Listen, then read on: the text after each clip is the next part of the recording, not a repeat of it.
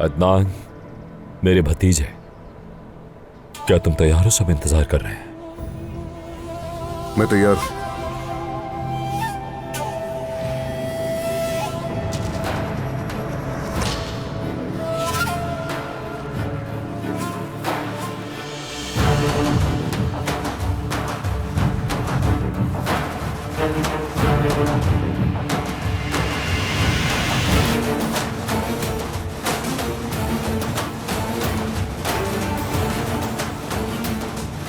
यार अब क्या करूं मैं?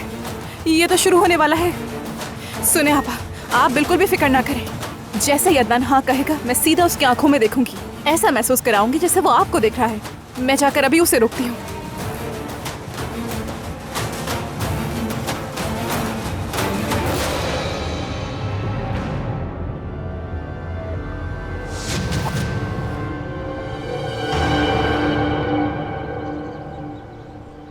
चले हम।